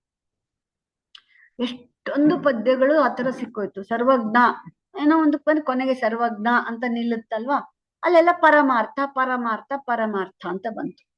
ಎಷ್ಟು ಸಂಗ್ರಹ ಮಾಡಿದ್ದಾರೆ ತಂಗಿ ಚನ್ನಬಸಪ್ಪನವರು, ಇವುಗಳೆಲ್ಲ ಅಣ್ಣಿಗೇರಿಯವರು, ಅವರೆಲ್ಲ ಹೆಂಗ್ ಮಾಡ್ಬೇಕು? ಪರಮಾರ್ಥ ಅಂತ ಯಾರೋ ಬೇರೆಯವನ ಅಂದ್ರೆ ಅದೇ ವಚನ. ವಿದ್ಯೆ ಕಲಿಸದ ತಂದೆ, ಬುದ್ಧಿ ಹೇಳದ ಗುರು, ಬಿದ್ದಿರಲು ಬಂದು ನೋಡದ ತಾಯಿ. ಆಮೇಲೆ ಅತ್ತದ್ದು ಕೊನೆಗೆ ಸರ್ವಜ್ಞ ಅಂತ ಹೇಳೋ ಬದಲು ಪರಮಾರ್ಥ ಅಂತ ಹೇಳಿ, ಕೋಟಿ ವಿದ್ಯೆಗಿಂತ ಮೇಟಿ ವಿದ್ಯೆಯಲ್ಲೇ ಎಲ್ಲ ಬಂದ್ಬಿಟ್ಟು ಸರ್ವಜ್ಞ ಅಂತ ಬರೋ ಕಡೆ ಪರಮಾರ್ಥ ಅಂತ. ಇದು ಬೇರೆಯವ್ರು ಬರ್ದಿರೋದು, ಅದು ಬೇರೆಯವ್ರು ಬರ್ದಿರೋದು, ಅಥವಾ ಸರ್ವಜ್ಞನ ಹೆಸರೇ ಪರಮಾರ್ಥನ? ಕೆಲವು ಹಸ್ತಪ್ರತಿಗಳಲ್ಲಿ ಪರಮಾರ್ಥ ಅಂತ ಬರುತ್ತೆ, ಕೆಲವುದ್ರಲ್ಲಿ ಸರ್ವಜ್ಞ ಅಂತ ಬರುತ್ತೆ. ಇದ್ರ ಬಗೆಗೆ ಜಿ ಬ್ರಹ್ಮಪ್ಪ ಅನ್ನೋರು ದೊಡ್ಡ ಅಧ್ಯಯನವನ್ನೇ ಮಾಡ್ತಾರೆ. ಅರ್ಥ ಆಯ್ತಾ? ಸೊ ಹಾಗಾಗಿ ಈ ದೇಸಿ ಸಾಹಿತ್ಯ ಇದೆಯಲ್ಲ, ಅದು ಕೂಡ ಜನಪದ ಸಾಹಿತ್ಯದ ಹಾಗೆ ಬಹಳ ಪಾಠ ಭೇದಗಳು ಉಂಟಾಗಿರತ್ವೆ. ದೇಸಿ ಸಾಹಿತ್ಯಗಳಾದಂತಹ ವಚನ ಮತ್ತೆ ಕೀರ್ತನೆ ಹಾಗೂ ತತ್ವಪದಗಳು, ಇವುಗಳೆಲ್ಲ ಹಲವು ರೀತಿಯಲ್ಲಿ ಮೌಖಿಕ ಸಾಹಿತ್ಯದಂತೆಯೇ ಹಲವು ಬದಲಾವಣೆಗಳನ್ನ ಹೊಂದಿರುತ್ತವೆ. ಇವುಗಳನ್ನ ಸಂಗ್ರಹಿಸಿ ಸಂಪಾದನೆ ಮಾಡುವಾಗ ತುಂಬಾ ದೊಡ್ಡ ಸಮಸ್ಯೆಯನ್ನ ಸಂಪಾದಕರು ಎದುರಿಸ್ತಾರೆ. ಇಲ್ಲಿ ಮಾರ್ಗ ಕೃತಿಗಳನ್ನ ಸಂಪಾದನೆ ಮಾಡುವ ಹಾಗೆ ಮಾಡೋದಕ್ಕೆ ತುಂಬಾ ಕಷ್ಟ. ಯಾಕೆಂದ್ರೆ ಕಾಲದಿಂದ ಕಾಲಕ್ಕೆ ವಚನಗಳಲ್ಲಿ ಅನೇಕ ಸಣ್ಣ ಪುಟ್ಟ ಬದಲಾವಣೆಗಳಾಗಿರ್ಬೋದು, ಒಬ್ಬರ ಅಂಕಿತವನ್ನ ಇನ್ನೊಬ್ಬರಿಗಿಟ್ಟಿರ್ಬೋದು, ಯಾರ್ದು ಅಂತ ಗೊತ್ತಾಗಲ್ಲ. ಹೀಗೆ ಅನೇಕ ಕನ್ಫ್ಯೂಷನ್ಸ್ ಆದಾಗ ಇವುಗಳನ್ನ ದೇಸಿ ಸಾಹಿತ್ಯವನ್ನ ಮಾರ್ಗ ಸಾಹಿತ್ಯದಂತೆ ಸಂಪಾದನೆ ಮಾಡಬಾರದು. ನೋಡಿ, ಅವಾಗ್ಲೇ ಒಂದು ಸ್ಟೇಟ್ಮೆಂಟ್ ಹೇಳಿದೆ, ಜನಪದ ಸಾಹಿತ್ಯವನ್ನ ಶುದ್ಧ ಪಾಠ, ಮೂಲ ಪಾಠ, ಕವಿ ಪಾಠ ಅಂತ ಪರಿಷ್ಕರಣೆ ಮಾಡಬಾರ್ದು ಅಂತ ಜನಪದಕ್ಕೆ ಹೇಳ್ದೆ. ಇದನ್ನ ಪರಿಷ್ಕರಣೆ ಮಾಡ್ಬೇಕು, ಕಾವಂತ ತಪ್ಪು ಇತ್ಯಾದಿ ಇತ್ಯಾದಿ. ಆದ್ರೆ ಮಾರ್ಗ ಕಾವ್ಯಗಳನ್ನ ನೋಡುವ ಹಾಗೆ ಇದನ್ನ ಸಂಪಾದನೆ ಮಾಡೋಕೆ ಆಗಲ್ಲ. ವಚನಗಳ ಸಂಪಾದನೆಯ ಕ್ರಮವೇ ಕೀರ್ತನೆಗಳ ಸಂಪಾದನೆಯ ಕ್ರಮ ಈ ಮೂಲ ಮಾರ್ಗ ಕಾವ್ಯಗಳ ಸಂಪಾದನೆಗಿಂತ ಭಿನ್ನವಾಗಿಯೇ ಇರ್ಬೇಕಾಗತ್ತೆ. ಹೆಚ್ಚು ಸಮಸ್ಯೆ ಇರುತ್ತೆ. ನೀವೇನಾರ ಪಾಠಗಳು ಕೊಡಕ್ ಹೋದ್ರೆ ಒಂದೊಂದಕ್ಕೆ ಇಷ್ಟಿಷ್ಟು ಉದ್ದ ಪಾಠ ಕೊಡ್ಬೇಕಾಗತ್ತೆ. ಇದ್ರಲ್ಲಿ ಹಿಂಗಿದೆ, ಅದ್ರಲ್ಲಿ ಹಂಗಿದೆ, ಅದ್ರಲ್ಲಿ ಹಿಂಗಿದೆ, ಇದ್ರಲ್ಲಿ ಹಿಂಗಿದೆ, ಅದ್ರಲ್ಲಿ ಹಿಂಗಿದೆ ಅಂತ. ಹಾಗಾಗಿ ಇದ್ದಿದ್ರಲ್ಲಿ ಸಾಧುವಾದ ಪಾಠ ಯಾವುದು ಅಂತ ತಗೋಬೇಕಾಗತ್ತೆ. ಸೊ ಹಾಗಾಗಿ ಮಾರ್ಗ ಸಾಹಿತ್ಯದಲ್ಲಿ, ದೇಸಿ ಸಾಹಿತ್ಯದಲ್ಲಿ ವ್ಯತ್ಯಾಸ ಇದೆ. ಇನ್ನು ಮಾರ್ಗ ದೇಸಿ ಸಾಹಿತ್ಯಕ್ಕಿಂತ ಜನಪದ ಸಾಹಿತ್ಯದಲ್ಲಿ ಸಂಪಾದನೆ ಇನ್ನೂ ಡಿಫ್ರೆಂಟ್. ಅಲ್ಲಿ ನೀವೇನು ತಿದ್ದುಪಡಿ ಮಾಡಕ್ಕೆ ಆಗಲ್ಲ. ಅರ್ಥ ಆಯ್ತು? ಈಗ ನೋಡಿ, ಜನಪದ ಸಾಹಿತ್ಯದಲ್ಲಿ ಮಂಟೇಸ್ವಾಮಿ ಕಥಾ ಪ್ರಸಂಗ ಉದಾಹರಣೆಗೆ ತಗೊಳ್ಳೋಣ. ಜನಪದದಲ್ಲಿ ಉದಾಹರಣೆಗೆ ಮಂಟೇಸ್ವಾಮಿ ಕಥಾ ಪ್ರಸಂಗ ಅಥವಾ ಮಲೆ ಮಹದೇಶ್ವರ ಕಥಾ ಪ್ರಸಂಗ ಇತ್ಯಾದಿಗಳು ಹಾಡುವಾಗ ಅವನು ಯಾರ ಮುಂದೆ ಹಾಡ್ತಿರ್ತಾರೆ? ಅವ್ರ ಅಪ್ಪ ಹಾಡ್ತಿದ್ದೀನಿ ಆ ಮಕ್ಳು ಕಲ್ತ್ಕೊಂಡಿರ್ತಾರೆ, ಅಥವಾ ಹಾಡಿ ಹಾಡಿ ಜೊತೆಗಾರರು ಕಲ್ತಿರ್ತಾರೆ. ಅವ್ರ ಕಾಲ ಆದ್ಮೇಲೆ ಅವ್ರ ಮಕ್ಳು ಹಾಡಕ್ ಶುರು ಮಾಡ್ತಾರೆ. ಅವ್ರ ಅಪ್ಪನ ಕಾಲದಲ್ಲಿ ಹೇಳ್ತಾ ಇದ್ದಿದ್ ತರನೇ ಮಗ ಹೇಳ್ತಾನೆ ಅಂತ ಹೇಳಕ್ಕಾಗಲ್ಲ. ಅವ್ರು ಒಂದೊಂದ್ಸತಿ ಎದುರುಗಡೆ ಇರೋರು ನಿದ್ದೆ ಮಾಡ್ತಾ ಇದ್ರೆ ಕತೆ ಹೇಳ್ತಾ ಹೇಳ್ತಾ ಹೇಳ್ತಾ ಮಧ್ಯ ಅವ್ರಿಗೆ ಅದಕ್ಕೇನೋ ಬೇಕಂತಾನೆ ಸೇರ್ಸ್ಕೊಂಡು ಏನೋ ಒಂದು ತಮಾಷೆ ಮಾಡ್ತಾರೆ. ಇವತ್ತು ಹೇಳಿದ್ ಇವನೇನೆ ನಾಳೆ ನಿಮ್ಮನೇಲಿ ಕತೆ ಮಾಡುವಾಗ ಇನ್ನೊಂದ್ ತರ ಮಾಡ್ತಾನೆ. ಈ ಹರ್ಕತೆ ದಾಸರ ತರ ಅವಾಗ ಟೈಮ್ಗೆ ಏನೇನೇನ್ ಇನ್ಸ್ಪಿರೇಷನ್ ಬರ್ತಾ ಹಂಗಂಗ್ ಮಧ್ಯ ಉಪಕತೆ ಹೇಳ್ತಾರಲ್ಲ ಹಂಗೆ. ಹೀಗೆ ಹೇಳ್ಬೇಕು ಅಂತ ಇಲ್ಲ. ಅರ್ಥ ಆಯ್ತಾ? ಕೆಲವು ಸತಿ ಏನಾಗತ್ತೆ, ಸ್ವಾಮಿಗಳು ಮಂಟೆ ಸ್ವಾಮಿ ಅವ್ರನ್ನ ನಮ್ಮನಿಗ್ ಬರ್ಬೇಕು ಅಂತ ಕೇಳಿದಾಗ ನನಗೀಗ ಟೈಮ್ ಇಲ್ಲ ಅಂದ್ಬಿಟ್ರು ಸ್ವಾಮಿಗಳು ಅಂತ ಹೇಳ್ತಿರ್ತಾನೆ. ಟೈಮ್ ಇಲ್ಲ ಅಂತ ಹೇಳೋದು ಈ ಕಾಲ. ಮಂಟೆ ಸ್ವಾಮಿ ಕಥೆ ನಡೆದಿರೋದು 17ನೇ ಶತಮಾನ. ಅವನ ಬದುಕು. ಅಯ್ಯೋ ಟೈಮ್ ಇಲ್ಲ ಅನ್ನೋ ಇಂಗ್ಲಿಷ್ ಪದನೆಲ್ಲ ಸೇರ್ಸ್ಕೊಬಿಟ್ಟಿದ್ದಾರೆ ಅಂದ್ರೆ ಅದೇ ಮೌಖಿಕ ಸಾಹಿತ್ಯ. ಅದು ಕಾಲದಿಂದ ಕಾಲಕ್ಕೆ ಹೊಸದಾಗಿ ಸೇರ್ತಾ ಇರುತ್ತೆ. ಹೊಸದಾಗಿ ವಿಚಾರಗಳು ಬಂದಂಗೆ ಸೇರ್ಸ್ಕೊಂಡು ಕಾಂಟೆಂಪರರಿ ವಿಚಾರಗಳನ್ನ ಸಮೀಕರಣ ಮಾಡಿ ಹೊಸದಾಗಿ ಗತವನ್ನು ಪ್ರಸ್ತುತ ಮಾಡ್ಕೊಂಡು ಹೋಗ್ತಾ ಇರುತ್ತೆ. ಹಂಗಾಗಿ ನೀವು ಖಂಡಿತವಾಗಿಯೂ ಕೂಡ ಈ ಖಂಡಕಾವ್ಯಗಳಿರ್ಲಿ, ಮಹಾಕಾವ್ಯಗಳಿರ್ಲಿ, ಹಿಂದಿನವರು ಹೇಳಿದ ಹಾಗೆಯೇ ಡಿಟೋ ಮುಂದಿನವರು ಅದನ್ನ ಮುಂದುವರಿಸಿರ್ತಾರೆ ಅಂತ ಹೇಳಕ್ಕಾಗಲ್ಲ. ಜನಪದ ಕಾವ್ಯಗಳು, ಮಹಾಕಾವ್ಯಗಳು ಅದು ಬಾಯಿಂದ ಬಾಯಿಗೆ, ಕಿವಿಯಿಂದ ಕಿವಿಗೆ ಹರಡ್ತಾ ಮುಂದಿನ ಒಂದು ತಲೆಮಾರಿಗೆ ಹಂಚಿ ಹೋಗುವಾಗ ಅನೇಕ ಬದಲಾವಣೆಗಳನ್ನ ಪಡೆದಿರುತ್ತದೆ. ಯಾವ ಬದಲಾವಣೆಗಳು ಮಾರ್ಗ ಕಾವ್ಯದಲ್ಲಿ ದೋಷವೆಂದು ನಾವು ಪರಿಗಣಿಸುತ್ತೇವೆಯೋ, ಮಾರ್ಗ ಕಾವ್ಯದಲ್ಲಿ ಬದಲಾವಣೆ ಏನಂತೀವಿ? ಆದೇಶ, ಆಗಮ, ಲೋಪನೆಲ್ಲ ತಪ್ಪು ಅಂತ ಹೇಳ್ತೀವಿ. ಅದನ್ನ ಪರಿಷ್ಕರಣೆ ಮಾಡ್ಬೇಕು ಅಂತ ಹೇಳ್ತೀವಿ. ಯಾವುದನ್ನ ಮಾರ್ಗ ಕಾವ್ಯ ಸಂಪಾದನೆಯಲ್ಲಿ ದೋಷವೆಂದು ನಾವು ಪರಿಗಣಿಸುತ್ತೇವೋ ಆ ವಿಚಾರಗಳನ್ನ ಜನಪದದಲ್ಲಿ ನಾವು ದೋಷವೆನ್ನಲು ಸಾಧ್ಯವಿಲ್ಲ. ಅವೆಲ್ಲವೂ ಕೂಡ ಕಾಲಕ್ರಮಣಿಕೆಯಲ್ಲಿ ಬಂದ ಹೊಸ ಭಿನ್ನತೆಗಳು. ಅದು ಆಯಾಯ ಕಾಲಘಟ್ಟದ ಸಾಂಸ್ಕೃತಿಕ ಪಠ್ಯಗಳಾಗಿ ನಾವು ಅದನ್ನ ನೋಡ್ಬೇಕು. ಅರ್ಥ ಆಗ್ತಿದೆಯಮ್ಮ? ನೋಡಿ, ಈಗ ಇನ್ನೊಂದು ಉದಾಹರಣೆ ಕೊಡ್ತೀನಿ. ಸಾಂಸ್ಕೃತಿಕ ಪಠ್ಯ. ನಿಮಗೆ ಸೋಲಿಗರ ಕಥೆಯನ್ನ ಮಲೆ ಮಹದೇಶ್ವರದ ಇದ್ರಲ್ಲಿ ಸಂಕ ಒಂದ್ಸಲ ಹಾಡ್ತಾರೆ ಅಲ್ವಮ್ಮ? ಸೋಲಿಗರಲ್ಲಿ ತಾಳಿ ಕಟ್ಟುವಂತ ಒಂದು ಅಭ್ಯಾಸನೇ ಇಲ್ಲ. ಅಂದ್ರೆ ಹಿಂದಿನ ಬುಡಕಟ್ಟಿನಲ್ಲಿ ತಾಳಿಯ ಮತ್ತು ಪತಿವ್ರತ ಧರ್ಮದ ಬಗ್ಗೆ ಕಲ್ಪನೆನೇ ಇಲ್ಲ. ಅವರು ಆರಾಮವಾಗಿ ಅವ್ರಿಗೆ ಇಷ್ಟವಿಲ್ಲದೆ ಇರುವಂತ ವ್ಯಕ್ತಿಯನ್ನ ಬಿಟ್ಟು ತಮಗೆ ಇಷ್ಟವಾದವ್ರನ್ನ ಯಾವಾಗ ಬೇಕಾದ್ರೂ ಮದುವೆ ಮಾಡ್ಕೊಳ್ಳೋಕೆ ಅವಕಾಶ ಇದೆ. ಅರ್ಥ ಆಯ್ತಾ? ಜೊತೆಗೆ ತಾನು ಇಷ್ಟಪಡ್ತಕ್ಕಂತಹ ವ್ಯಕ್ತಿಯನ್ನ ಅವನು ನನಗೆ ಸರಿ ಹೋಗ್ತಾನೋ ಇಲ್ವೋ ಅಂತ ಹೇಳಿ ನೋಡಕ್ಕೆ ಕಾಡಿಗೆ ಒಂದಷ್ಟು ದಿನ ಅವನ ಜೊತೆ ಓಡೋಗ್ಬೋದು. ಓಡೋಗಿ ಆಮೇಲೆ ವಾಪಸ್ಸು ತಿಂಗಳ ಮೇಲೆ 15 ದಿನ ಮೇಲೆ ವಾಪಸ್ ಬಂದ್ಮೇಲೆ ಅವನು ತನಗೆ ಇಷ್ಟ ಆದ್ನ ಇಲ್ವಾ ಅಂತ ನೋಡಿ ಹಿರಿಯರಿಗೆ ಹೇಳಿ ಅವನ ಜೊತೆ ಮದುವೆ ಮಾಡ್ಕೋಬಹುದು. ಅಂದ್ರೆ ತನ್ನ ಹುಡುಗ ತನಗೆ ಹೊಂದ್ಕೋತಾನ ಅಂತ ಹೇಳಿ ನೋಡಿ ಇಷ್ಟಪಟ್ಟು ಹುಡುಗಿ ಒಪ್ಪಿ ಮಾಡ್ಕೊಳ್ಳೋದಕ್ಕೆ ಸ್ವಾತಂತ್ರ್ಯ ಇರುವಂತದ್ದು ಎಲ್ಲಿ? ಸೋಲಿಗರಲ್ಲಿ, ಸಂಸ್ಕೃತಿಗೆ. ಆದ್ರೆ ಸೋಲಿಗರ ಈ ಕತೆ, ಸಂಕವ್ವನಂತಹ ಒಬ್ಬ ಸೋಲಿಗ ಹೆಣ್ಣಿನ ಕತೆ ಮಲೆ ಮಹದೇಶ್ವರ ಕಾವ್ಯಕ್ಕೆ ಬರುವ ಹೊತ್ತಿಗೆ ಅವಳನ್ನ ಪತಿವ್ರತೆ ಸಂಕವ್ವ ಅಂತ ಮಾಡಿ ಗಂಡನಿಗೆ ಭಾಷೆ ಕೊಡಲ್ಲ ಅಂತ ಹೇಳಿದ ಕಥೆಯನ್ನ ಅದರಲ್ಲಿ ತಾಳಿಯನ್ ಬಗೆಗೆಲ್ಲ ಬಂದ್ಬಿಡುತ್ತೆ. ಕಟ್ಟಿದ ತೆರ ತಕೊಂಡ್ ಬಿಟ್ಬಿಡು ಹೆಂಡ್ತಿನ ಅನ್ನೋ ಮಾತಿದೆ ಅದ್ರೊಳಗಡೆಗೆ.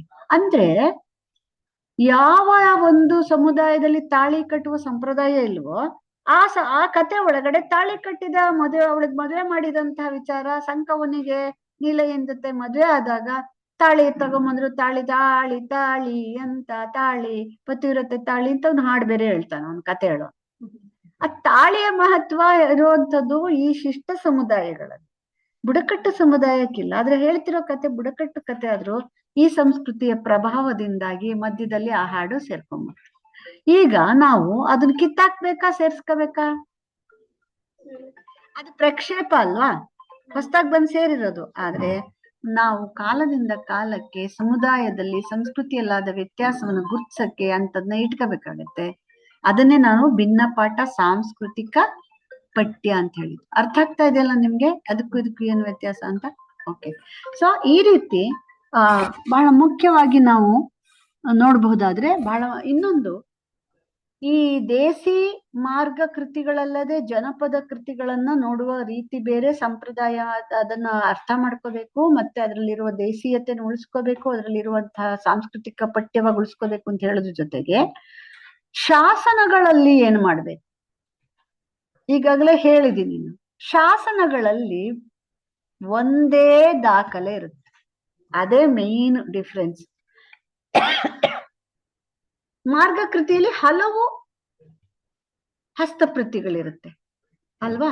ಜನಪದದಲ್ಲಿ ಹಲವು ಬಗೆಯ ಹಾಡುಗಳಿರುತ್ತೆ, ಹಲವು ಬಗೆಯಲ್ಲಿ ಹಾಡ್ತಾರೆ.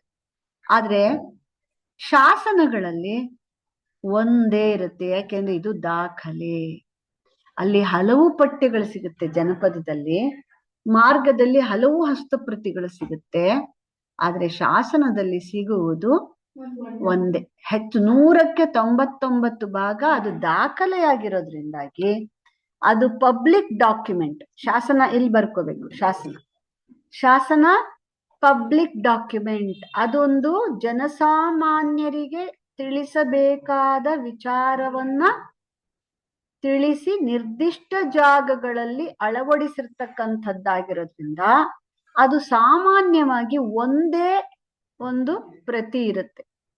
ಆದ್ರೆ ಅಕಸ್ಮಾತ್ತಾಗಿ ಒಂದೇ ವಿಚಾರವನ್ನ 2 ಊರುಗಳಿಗೆ ತಿಳಿಸ್ಬೇಕಾದ್ರೆ ಇರ್ಬೋದು. ಈಗ ಬುಕ್ರಾಯನ್ ಶಾಸನ ಶ್ರವಣಬೆಳಗೊಳದಲ್ಲಿ ಒಂದಿದೆ, ಅದೇ ಪಾಠ 1 ತಿಂಗಳಿಗೆ ಮುಂಚೆ ಹಾಕಿದ್ದು ನಮ್ಮ ಮಾಗಡಿ ಕಲ್ಯಾದಲ್ಲಿ ಒಂದಿದೆ, ಅದು ಅಪರೂಪ. ಆಮೇಲೆ ಅತ್ತಿಮಬ್ಬೆ ಶಾಸನ, ಅದು ಹಳೇದು ಒಡೆದೋಗ್ಬಿಟ್ಟಿತ್ತಂತೆ, ದೇವಾಲಯ ಬಿದ್ದೋಗಿತ್ತು, ಶಾಸನ ಒಡೆದೋಗಿದ್ದನ್ನ ಆ ಒಡೆದೋಗಿರೋ ಶಾಸನದಲ್ಲಿರೋ ವಿಷಯನೆಲ್ಲ ಮತ್ತೊಂದ್ಸತಿ ಕಲ್ಲಿನ ಮೇಲೆ ಬರ್ಕೊಂಡು ಅದು ಒಡೆದೋಗಿತ್ತು ಅನ್ನೋ ವಿಷಯನೂ ಬರೆದು ಮುಂದಿನ ಇನ್ನೊಂದಷ್ಟು ವಿಷಯನ ಸೇರಿಸಿ ಇನ್ನೊಂದು ಶಾಸನ ಬರ್ದಿಟ್ಟಿದ. ಅರ್ಥ ಆಯ್ತಾ? ಅಂದ್ರೆ ಹಳೆ ಶಾಸನದಲ್ಲಿ ಕಲ್ಲಿನ ಮೇಲೆ ಬರ್ದದ್ದನ್ನ ಸಂಗ್ರಹಿಸ್ಕೊಂಡು ಅಲ್ಲಿರೋದ್ನೆಲ್ಲ 60 ಸಾಲ ಏನೋ ಬರ್ಕೊಂಡು ಆಮೇಲೆ ಅದನ್ನ ಯಾಕೆ ಮತ್ತೆ ಪ್ರತಿ ಮಾಡ್ಬೇಕಾಯ್ತು, ಬಸ್ದಿ ಯಾಕೆ ಒಡೆದೋಯ್ತು, ಯಾಕೆ ನಾನು ಮತ್ತೆ ಶಾಸನ ಬರ್ದೆ ಅನ್ನೋದನ್ನ, ಯಾರು ಬರ್ದ್ರು ಅನ್ನೋದನ್ನ ಮತ್ತಿನ್ನೊಬ್ಬ ಬರೀತಾನೆ 100 ವರ್ಷ ಆದ್ಮೇಲೆ. ಹಂಗಾಗಿ ಅತ್ತಿಮಬ್ಬೆ ಶಾಸನ 2 ಸಿಕ್ತೆ ನಮ್ಗೆ. ಎಲ್ಲೋ ಅಪರೂಪಕ್ಕೆ ಕಪ್ಪೆ ಅರಬಟ್ಟನ ಶಾಸನ ಪೂರ್ತಿ ಒಂದ್ ಕಡೆ ಇದೆ, 2 ಸಲ 3 ಸಲ ಹಂಗೆ ಇನ್ ಬೇರೆ ಬೇರೆ ಕಡೆನೂ 2-3 ಕಡೆ ಸಿಗುತ್ತೆ. ಆ ತರದನ್ನ ಎಲ್ಲೋ ಕೆಲವು ಎಕ್ಸೆಪ್ಷನ್ಸ್. ನಿಜವಾಗಿ ಉಳಿದಂತೆ ಶಾಸನವೆಂದರೆ ನಿಜವಾಗಿ ದಾಖಲೆ, ಡಾಕ್ಯುಮೆಂಟ್. ಹಾಗಾಗಿ ಅದರ ಹಲವು ಪ್ರತಿಗಳು ಇರಲು ಸಾಧ್ಯವಿಲ್ಲ. ಹಾಗಾಗಿ ಪಾಠವನ್ನ ನಾವು ತೌಲನಿಕವಾಗಿ ನೋಡಬೇಕಾದ ಅಗತ್ಯ ಇದೆಯಾ? ತೌಲನಿಕವಾಗಿ ನೋಡ್ಬೇಕಾ? ಈ ಪ್ರತಿಲಿ ಹೆಂಗಿದೆ, ಆ ಪ್ರತಿಲಿ ಹೆಂಗಿದೆ, ಇನ್ನೊಂದ್ ಪ್ರತಿ ಕಾಪ್ರತಿ ಚಾಪ್ರತಿ ಜಾಪ್ರತಿ ಅಂತ ಮಾಡ್ಕೊಂತೀವಲ್ಲ, ಅದನ್ನ ಮಾಡ್ಕೋಬೇಕಾ ಶಾಸನದಲ್ಲಿ? ಯಾಕೆ? ಒಂದೇ ಇರುತ್ತೆ.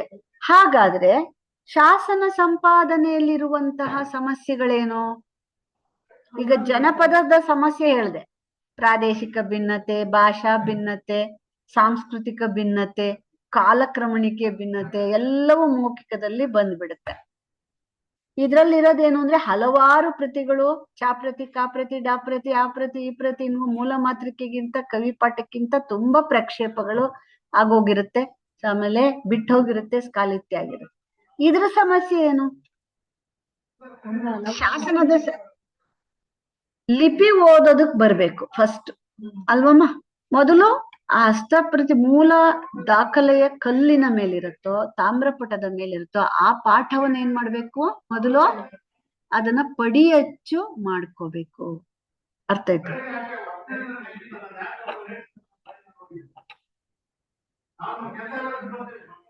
ಪಡಿಯಚ್ಚನ್ನ ಮಾಡ್ಕೋಬೇಕು. ಪಡಿಯಚ್ಚನ್ನ ತಗೊಳ್ಳೋದು ಹೇಗೆ? ಪಡಿಯಚ್ಚನ್ನ ತೆಗೆದುಕೊಂಡ್ಮೇಲೆ ಏನಾಗತ್ತೆ ಅಂತಂದ್ರೆ, ಬಹಳ ಮುಖ್ಯವಾಗಿ ಆ ಶಾಸನದ ಮೇಲಿರುವಂತಹ ಪಾಠ ಅದನ್ನ ನಾವು ಹಾಳೆಗೆ ತಗೋಬೇಕು. ಹಾಗೆ ಹಾಳೆಗೆ ತಗೋಬೇಕಾದಾಗ ಅದಕ್ಕೆ ಒಂದು ಕ್ರಮ ಇರುತ್ತೆ. ಕ್ರಮ ಹೇಗಿರುತ್ತೆ?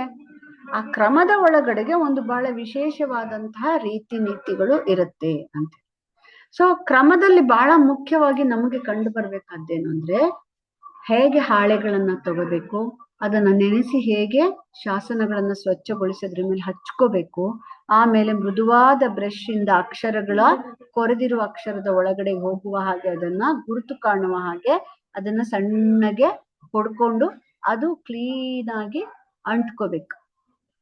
ಆಮೇಲೆ ಅದಕ್ಕೆ ಇಂಡೆಲಿಬಲ್ ಇಂಕನ್ನ ತಗೊಂಡು ಪಫ್ ತರಹ ಡ್ಯಾಬರ್ಗೆ ಹಚ್ಕೊಂಡು ಅದನ್ನ ಮೆಲ್ಲಕ್ಕೆ ನಾವು ಹೀಗೆ ಹಚ್ತಾ ಹೋದ್ರೆ ಆಗ ಕಪ್ಪು ಬಣ್ಣ ಕಾಣಿಸುತ್ತೆ, ಅಕ್ಷರಗಳೆಲ್ಲ ಬಿಳಿಯ ಬಣ್ಣದ್ದಾಗಿರುತ್ತೆ. ಆವಾಗ ನಮ್ಗೆ ಒಣಗಿದ ಮೇಲೆ ಅದನ್ನ ಹಾಳೆ ತಗೋ, ಅದು ಕಳೆದ ವಾರ ನಾನು ನಿಮ್ಗೆ ತೋರಿಸಿದೀನಿ ಪಡಿಯಚ್ಚನ್ನ ತೆಗೆದುಕೊಳ್ಳುವಂತ ವಿಧಾನಗಳು ಹೇಗಿರುತ್ತೆ ಅನ್ನುವಂಥದ್ದನ್ನ ತೋರಿಸ್ತೀನಿ. ಸೊ ಈ ತರ ತಗೊಂಡ ಮೇಲೆ ಆ ಲಿಪಿಗಳ ಜ್ಞಾನ ಸಂಪಾದಕನಿಗೆ ಇರ್ಲೇಬೇಕು. ನೆಕ್ಸ್ಟ್ ಪಾಯಿಂಟ್ ತುಂಬಾ ಇಂಪಾರ್ಟೆಂಟ್ ಆದ್ದೇನು, ಲಿಪಿಗಳ ಜ್ಞಾನ. ಶಾಸನ ಅನ್ನುವುದು ಯಾವ ಕಾಲದಲ್ಲಿ ಬರೆಯಲಾಗಿದೆಯೋ ಆ ಕಾಲದ ಲಿಪಿಯಲ್ಲಿರುತ್ತೆ. ಅದರಲ್ಲಿ ಭಾಷೆ ಭಿನ್ನವಾಗಿರ್ಬೋದು, ಸಂಸ್ಕೃತ ಇರ್ಬೋದು, ಪ್ರಾಕೃತ ಇರ್ಬೋದು, ಕನ್ನಡ ಇರ್ಬೋದು, ತೆಲುಗು ಇರ್ಬೋದು, ಅರವಕ್ಷರ ಇರ್ಬೋದು, ಅಥವಾ ಗ್ರಂಥ ಲಿಪಿ ಇರ್ಬೋದು. ಸೊ ಹಲವು ಲಿಪಿಗಳಿರೋದು ಇದ್ರದ್ದೊಂದು ಸಮಸ್ಯೆ. ಅರ್ಥ ಆಯ್ತಮ್ಮ? ಶಾಸನಗಳ ಸಮಸ್ಯೆ. ಎರಡನೇದು, ಹಲವು ಲಿಪಿಗಳನ್ನ ತಕೊಂಡ್ರೆ ಬೇರೆ ಬೇರೆ ಲಿಪಿ ತಗೊಂಡ್ರೆ ಅದು ಓದಕ್ ಬರೋರೇ ಮಾಡ್ಬೇಕು. ಲಿಪಿ ಓದಕ್ ಬರ್ಬೇಕು, ಭಾಷೆ ಗೊತ್ತಿತ್ತು. ಭಾಷೆ ಹಲವು ಭಾಷೆ ಹಲವು ಲಿಪಿಗಳಿರುತ್ತೆ. ಆದ್ರೆ ಒಂದೇ ಶಾಸನವನ್ನ ಸಂಪಾದನೆ ಮಾಡ್ಬೇಕಾದಾಗ ಆ ಭಾಷಾ ತಿಳುವಳಿಕೆ ಆ ಲಿಪಿ ತಿಳುವಳಿಕೆ ಇರೋದು ಎರಡನೇ ಬಹಳ ಮುಖ್ಯ ಪಾಠ. ಮೂರನೇದಾಗಿ ನಮ್ಗೆ ಬೇಕಾದದ್ದೇನಪ್ಪಾ ಅಂತಂದ್ರೆ, ಹಸ್ತಪ್ರತಿಗಳನ್ನ ನೋಡುವ ಹಾಗೆ ಇವುಗಳನ್ನ ಕಂಪೇರ್ ಮಾಡೋದಿಕ್ಕೆ, ತೌಲನಿಕ ಮಾಡೋಕೆ ಬೇರೆ ಪ್ರತಿಗಳಿಲ್ಲದೆ ಇರೋದ್ರಿಂದ ಅಲ್ಲಿ ಇರುವಂತಹ ಪಾಠವನ್ನೇ ಸೂಕ್ಷ್ಮವಾಗಿ ಗ್ರಹಿಸಿ ಅಧ್ಯಯನ ಮಾಡಿ ಅದನ್ನ ಅನುವಾದ ಮಾಡ್ಬೇಕು, ಅಥವಾ ಈ ಕಾಲದ ಲಿಪಿಗೆ ಲಿಪ್ಯಂತರ ಮಾಡ್ಬೇಕು. ಲಿಪ್ಯಂತರ ಅಂದ್ರೆ ಏನು ಮಕ್ಳೇ? 10ನೇ ಶತಮಾನದ ಲಿಪಿಲಿದ್ರೆ ಹೊಸಗನ್ನಡ ಲಿಪಿಲಿ ಬರ್ಕೋಬೇಕು. ಅರ್ಥ ಆಯ್ತಾ? ಪ್ರಕಟ ಮಾಡ್ಬೇಕಾದ್ರೆ ನಿಮ್ಗೆ ಓದ್ಬೇಕಾದ್ರೆ ಅದನ್ನೇ ಹಂಗೆ ಕೊಟ್ರೆ ಓದಕ್ ಬರುತ್ತಾ? 10ನೇ ಶತಮಾನದ ಲಿಪಿ ನಿಮ್ಗೆ ಗೊತ್ತಿಲ್ವಲ್ಲ. ಅಶೋಕನ ಶಾಸನದ ಲಿಪಿ ನಿಮ್ಗೆ ಗೊತ್ತಿಲ್ಲ. ಅಶೋಕನ ಶಾಸನದ ಲಿಪಿಯನ್ನ ನಿಮ್ಗೆ ಈ ಕಾಲದ ಕನ್ನಡದ ಲಿಪಿಗೆ ಏನ್ ಮಾಡ್ಬೇಕು? ಅದನ್ನ ಲಿಪ್ಯಂತರ ಮಾಡ್ಬೇಕು. ಆ ಲಿಪ್ಯಂತರ ಮಾಡುವಾಗ ಓದಕ್ ಬರ್ಬೇಕಲ್ಲ ಲಿಪಿನ ಹಳೆ ಲಿಪಿ ಓದಿದವ್ರು ಮಾತ್ರನೇ ಲಿಪ್ಯಂತರ ಮಾಡ್ಬೇಕು. ಓಕೆನಾ? ಲಿಪ್ಯಂತರ ಮಾಡಿ ಅರ್ಥ ಮಾಡ್ಕೊಂಡ್ಮೇಲೆ ಅದನ್ನ ಏನ್ ಮಾಡ್ಕೋಬೇಕು? ಭಾಷಾಂತರ ಮಾಡ್ಬೇಕು. ರೈಸ್ ಅವ್ರು ಇದೆಲ್ಲ ಮಾಡಿದ್ದಾರೆ. ಅರ್ಥ ಆಯ್ತಾ? ಭಾಷಾಂತರ ಮಾಡಿರೋದು ಹೇಗೆ ಅಂತಂದ್ರೆ, ಬೇರೆ ಭಾಷೆಯವ್ರಿಗೂ ಈ ಶಾಸನದಲ್ಲಿ ಏನಿದೆ ಅಂತ ಅರ್ಥ ಆಗ್ಬೇಕಾದ್ರೆ ಸಂಸ್ಕೃತದಲ್ಲಿರ್ಲಿ, ಕನ್ನಡದಲ್ಲಿರ್ಲಿ, ಪ್ರಾಕೃತದಲ್ಲಿರ್ಲಿ ಅವುಗಳನ್ನ ಇಂಗ್ಲಿಷ್ಗೆ ಭಾಷಾಂತರ ಮಾಡಿ ಕೊಡುವ ಕೆಲಸವನ್ನ ಶಾಸನ ಸಂಪಾದಕರು ಕೊಟ್ಟಿರೋದನ್ನ ನಾವು ಗಮನಿಸ್ತೀವಿ. ಅರ್ಥ ಆಯ್ತಮ್ಮ? ಮೊದಲೇನ್ ಮಾಡ್ಬೇಕು? ಪಡಿಯಚ್ಚು ತಗೋಬೇಕು, ಲಿಪಿಯನ್ನ ಓದ್ಬೇಕು, ಭಾಷೆಯನ್ನ ಅರ್ಥ ಮಾಡ್ಕೋಬೇಕು, ಆಮೇಲೆ ಅದನ್ನ ಹೊಸಗನ್ನಡದ ಈ ಕಾಲದ ಲಿಪಿಗೆ ಲಿಪ್ಯಂತರಿಸ್ಬೇಕು, ಆಮೇಲೆ ಅದನ್ನ ಭಾಷಾಂತರಿಸಿ, ಆಮೇಲೆ ಅದ್ರಲ್ಲಿ ಇರುವಂತಹ ವಿಷಯಗಳು ಇತ್ಯಾದಿಗಳಿಗೆ ಒಂದು ಮುನ್ನುಡಿಯನ್ನೆಲ್ಲ ಬರೆದು ಆಮೇಲೆ ಪ್ರಕಟಣೆ ಮಾಡ್ಬೇಕು. ಓಕೆ, ಇದು ಒಂದು ಭಾಗ. ಎರಡನೇದೇನು ಅಂದ್ರೆ, ಇನ್ನು ಸಮಸ್ಯೆಗಳೇನು ಇದ್ರದ್ದು ಶಾಸನದ ಸಂಪಾದನೆ ಮಾಡೋ ಸಮಸ್ಯೆ ಏನು ಅಂದ್ರೆ, ಕೆಲವು ಸರ್ತಿ ಈ ಭಾಷೆಯಲ್ಲಿ ಅನೇಕ ಸರ್ತಿ ಇಲ್ಲೂ ಸ್ಕಾಲಿತ್ಯಗಳಾಗಿರುತ್ತೆ. ಎಂತ ಸ್ಕಾಲಿತ್ಯ ಅಂತ ಹೇಳಿದೀನಿ ಕಳೆದ ವಾರ ಪಾಠ ಮಾಡುವಾಗ ನಾನು. ನೋಡಿ, ಶಾಸನ ಬರ್ಕೊಡಕ್ ಶಾನ್ಭೋಗನೋ ಕವಿನೋ ಯಾರೋ ತಾಳೆಗರಿಗಳ ಮೇಲೆ ಬರ್ಕೊಟ್ಟಿರ್ತಾನೆ. ಅದನ್ನ ತಗೊಂಡೋಗಿ ನೈಸ್ ಮಾಡ್ಕೊಂಡಿರ್ತಕ್ಕಂತಹ ಕಲ್ಲೋ ಅಥವಾ ಬಂಡೆನೋ ಎಲ್ಲಿ ಬರಿಬೇಕು ಅನ್ಕೊಂಡಿದಾರೋ ಆ ಜಾಗವನ್ನ ಅಕ್ಷರ ಕೆತ್ತನೆ ಮಾಡಕ್ಕೆ ನೈಸ್ ಮಾಡ್ಕೊಂಡು ಅದನ್ನು ನುಣುಪು ಮಾಡ್ಕೊಂಡು ಅಲ್ಲಿ ಸುಣ್ಣದಲ್ಲಿ ಅಥವಾ ಇದ್ದಲಿನಲ್ಲೋ ಅದನ್ನ ಬರೆದು ಕೊಡ್ತಾರೆ. ಅರ್ಥ ಆಯ್ತಮ್ಮ? ಆ ಬರ್ಕೊಟ್ಟಿದ್ದನ್ನ ಯಾರು ಬರ್ದವನ್ ಕವಿನೇ ಅದನ್ನ ಕೆತ್ತನೆ ಮಾಡಲ್ಲ. ಕೆತ್ತನೆ ಮಾಡೋನ್ಗೆ ಏನಂತಾರೆ? ಕೆತ್ತನೆ ಮಾಡೋರ್ಗೆ ಏನಂತಾರೆ? ಕಲ್ಲಿನ ಮೇಲೆ ಕಲ್ಕುಟಿಗ ಅಥವಾ ಖಂಡರಣೆಕಾರ ಅಂತ ಕರಿತೀವಿ. ಏನಂತೀವಿ? ಖಂಡರಣೆಕಾರ. ಆ ಖಂಡರಣೆಕಾರ ಈಗ ನೋಡಿ ಎಷ್ಟ್ ಜನ ಆಯ್ತು? ಮೊದ್ಲು ಕವಿ ಅಥವಾ ಶಾನುಭೋಗ ಯಾರೋ ಒಬ್ಬ ದಾಖಲೆ ಬರೀತಾರೆ ಫಸ್ಟ್. ಬರ್ದಿದ್ದನ್ನ ಆಮೇಲೆ ಲಿಪಿಕಾರ ಏನ್ ಮಾಡ್ತಾನೆ? ತಗೊಂಡೋಗಿ ಕಲ್ಲಿನ ಮೇಲೆ ಬರ್ದು ಕೊಡ್ತಾನೆ. ಅರ್ಥ ಆಯ್ತಾ? ಆಮೇಲೆ ಅದನ್ನ ಕಲ್ಲು ಕುಟಿಗ ಅಥವಾ ಆ ಕಲ್ಲನ್ನ ನುಣುಪು ಮಾಡ್ಕೊಂಡಿರ್ತಕ್ಕಂತ ಒಬ್ಬ ಖಂಡರಣೆಕಾರ ಅಥವಾ ಶಿಲ್ಪಿ ಆಚಾರಿ ಅವನು ಆ ಅಕ್ಷರನ ಕೆತ್ತಾನೆ. ಈ 3 ಜನರೊಳಗೆ ಬರ್ಕೊಟ್ಟಿದ್ದೊಂದು, ಅಲ್ಲಿ ಬರ್ದಿದ್ದೊಂದು, ಇವನ್ ಕೆತ್ತನೆ ಮಾಡಿದ್ದೊಂದು ಆಗಿರ್ಬೋದಲ್ವಾ? ಎಲ್ಲೋ ಒಂದೊಂದು ಅಕ್ಷರ 2 ಅಕ್ಷರ ತಪ್ಪ, ಎಲ್ಲಾ ತಪ್ಪಾಗಲ್ಲ. ಯಾಕಂದ್ರೆ ಶಾಸನದಲ್ಲಿ ತುಂಬಾ ಕಡಿಮೆ ವಸ್ತು ವಿಷಯ ಇರುತ್ತೆ. ಮಹಾಕಾವ್ಯಗಳ ಹಾಗೆ ಇದು ದೊಡ್ಡದಲ್ಲ. ಹಬ್ಬಬ್ಬ ಅಂದ್ರೆ 100-125 ಸಾಲುಗಳಿರ್ಬೋದು. ಅರ್ಥ ಆಯ್ತಾ ಏನಮ್ಮ? ಸೊ ಇದರ ಪಾಠ ಏನಾಗಿರುತ್ತೆ? ಸಂಕ್ಷಿಪ್ತವಾಗಿರುತ್ತೆ. ಓಕೆ. ಆರಂಭದಲ್ಲಿ ಪ್ರಾರ್ಥನೆ, ಕೊನೆಯಲ್ಲಿ ಶಪಾಶ್ರಯ, ಆಮೇಲೆ ಮಹಾರಾಜರು ಅಥವಾ ರಾಜರು, ಚಕ್ರವರ್ತಿಗಳು, ದೊಡ್ಡ ಅಧಿಕಾರಿಗಳ ವಿವರ, ಅವ್ರಾದ್ಮೇಲೆ ಅವ್ರ ಕೈ ಕೆಳಗಿನವರು, ಅವ್ರಾದ್ಮೇಲೆ ಅವ್ರ ಕೈ ಕೆಳಗಿನವರು, ಅದಾದ್ಮೇಲೆ ನಡೆದ ಘಟನೆ, ಆ ಘಟನೆಯಲ್ಲಿ ಏನಾಯ್ತು, ಅದಾದ್ಮೇಲೆ ಏನ್ ದಾನ ಕೊಟ್ರು, ಏನಾಯ್ತು, ಏನು ಉಂಬ್ಳಿ ಕೊಟ್ರ, ಏನಾಯ್ತು, ಕೊನೆಗೆ ಅದನ್ನ ಹಾಳು ಮಾಡಿದವ್ರಿಗೆ ಏನಾಗುತ್ತೆ. ಇದೊಂದು ಕ್ರಮ ಇರುತ್ತೆ. ಅದಕ್ಕೆ ಎಲ್ಲ ಕ್ಲೀನಾಗಿ ಒಂದಾದ್ಮೇಲೆ ಬರುತ್ತೆ. ಇಲ್ಲಿ ಎಲ್ಲಾದ್ರೂ ತಪ್ಪುಗಳಾಗಿದ್ರೆ ಅದ್ರೊಳಗಡೆಗೆ ಪದ್ಯಗಳು ಒಂದಷ್ಟು ಇರುತ್ತೆ. ರಾಜರನ್ನ ಹೊಗಳೋದು, ರಾಣಿನ ಹೊಗಳೋದು, ಊರು ಹೊಗಳೋದು, ಊರಿನ ವರ್ಣನೆ, ದೇವಾಲಯ ವರ್ಣನೆ, ಇಂಥದ್ದೆಲ್ಲ ಇರುತ್ತೆ ಒಂದಷ್ಟು ಚಂಪು ಕಾವ್ಯದ ಹಾಗೆ. ಆಮೇಲೆ ಘಟನೆ ನಡೆದಿದ್ದೆಲ್ಲ ಸಾಮಾನ್ಯ ಗದ್ಯ ಇರುತ್ತೆ. ಆಮೇಲೆ ಬಿಟ್ಟ ತೆರಿಗೆ, ಟ್ಯಾಕ್ಸ್ ಮನ್ನಾ ಮಾಡಿದ್ದು, ಇನ್ನೊಂದು ಎಲ್ಲ ವಿವರಗಳಿರುತ್ತೆ. ಮತ್ತೆ ಸಂಸ್ಕೃತದಲ್ಲಿ ಶ್ಲೋಕದಲ್ಲಿ ಶಾಪಾಶೆ, ಮೊದಲು ಆರಂಭದಲ್ಲಿ ಸಂಸ್ಕೃತದಲ್ಲಿ ಪ್ರಾರ್ಥನೆ, ಹೀಗೆ ಬಹುಭಾಷಿಕವಾಗಿರುತ್ತೆ ಇದು. ಅದನ್ನೆಲ್ಲ ಓದಕ್ಕೆ ಬರ್ಬೇಕಾಗತ್ತೆ. ಜೊತೆಗೆ ಇದು ಚಿಕ್ಕದಾಗಿರುತ್ತೆ, ಕಾವ್ಯಗಳಷ್ಟು ದೊಡ್ಡದಾಗಿ ಇರಲ್ಲ. ಅಲ್ಲದೆ ವಿಷಯವನ್ನ ಸರಿಯಾಗಿ ಗ್ರಹಿಸ್ಬೇಕಾಗತ್ತೆ. ಜೊತೆಗೆ ನಾನು ಆಗ್ಲೇ ಹೇಳಿದೆ, ಇಲ್ಲಿಯೂ ಕೂಡ ಸ್ಕಾಲಿತ್ಯ ಅಂದಾಗ ಕಣ್ತಪ್ಪಿನಿಂದ ಕೆಲವು ಸರ್ತಿ ಸಾಲುಗಳೇ ಬಿಟ್ಟೋಗಿರ್ಬೋದು, ಅಕ್ಷರ ಬಿಟ್ಟೋಗಿರ್ಬೋದು. ಮೊದ್ಲು ಪದ ಅಲ್ವಮ್ಮ? ಅಕ್ಷರ, ಆಮೇಲೆ ಪದ, ಆಮೇಲೆ ಪಾದ. ಈ ರೀತಿ ಪಾದ ಅಂದ್ರೆ ಇಲ್ಲಿ ಪದ್ಯ ಅಂತ ಆಗತ್ತೆ, ಇಲ್ಲಿ ಸಾಲು ಅಂತ ಹೇಳ್ಬೋದು. ಅವಾಗ ಏನ್ ಮಾಡ್ತಾನೆ ಖಂಡರಣೆಕಾರ? ಫುಲ್ ಬರ್ದಾಗೋಗಿರುತ್ತೆ. ಬರ್ಕೊಂಡ್ ಕೆತ್ತನೆ ಮಾಡಿ ಆದ್ಮೇಲೆ ಒಂದ್ಸತಿ ಮತ್ತೆ ಮೂಲ ಇಟ್ಕೊಂಡು ನೋಡ್ತಾನೆ, ಅಕ್ಷರ ಎಲ್ಲ ಬಿಟ್ಟೋಗಿರುತ್ತೆ. ಅವಾಗ ಏನ್ ಮಾಡ್ತಾನೆ? ಎಲ್ಲಿಗ್ ಸೇರ್ಸ್ಬೇಕು ಅಲ್ಲಿ 2 ಸಾಲಿನ ಮಧ್ಯಕ್ಕೆ ಸಣ್ಣದಾಗಿ ಸೇರ್ಸಿರೋದು ಉಂಟು. ಅರ್ಥ ಆಯ್ತಾ? ಹಸ್ತಪ್ರತಿಲ್ ತಿದ್ದುಪಡಿ ಮಾಡ್ತಾರಲ್ಲ, ಹಂಗೆ ಶಾಸನದಲ್ಲೂ ಕೂಡ ಕೆಲವು ಸತಿ ತಿದ್ದುಪಡಿ ಮಾಡಿರ್ತಾರೆ. ಅವಾಗ ಗ್ರಂಥ ಸಂಪಾದಕ ಏನ್ ಮಾಡ್ಬೇಕು? ಆ ಸಣ್ಣದಾಗಿ ಮಧ್ಯದಲ್ಲಿ ಅವನೇನೋ ಸೇರ್ಸಿರ್ತಾನಲ್ಲ, ಅಕ್ಷರನೋ ಪದನೋ ಸಾಲನೋ, ಅದನ್ನ ಎಲ್ಲಿಗೆ ಸೇರ್ಸ್ಕೋಬೇಕು ಅಂತ ಸರಿಯಾಗಿ ನೋಡಿ ಇವಾಗ 4-5 ಸಾಲಿದೆ ಅಂತ ಇಟ್ಕೊಳ್ಳಿ. 4 ಮತ್ತೆ 5ನೇ ಸಾಲಿನ ಮಧ್ಯೆ ಎಲ್ಲ ಸಣ್ಣಗೊಂದ್ ಸಾಲು ಬರೆದ್ಬಿಟ್ಟ. ಅವಾಗ ಅದನ್ನ ಎಲ್ಲಿ ತಗೋಬೇಕು ನಾವು? ಹೇಗೆ ಅದನ್ನು ಸಂಪಾದನೆ ಮಾಡ್ಕೋಬೇಕು? ಅವಾಗ ಸಂಪಾದನೆ ಮಾಡ್ಬೇಕಾದಂತಹ ಸಮಸ್ಯೆಗಳೇನು? ಕ್ಲಾಸ್ ಆಗ್ತದೆ, 10 ನಿಮಿಷ ಬಿಟ್ಟು ಬನ್ನಿ.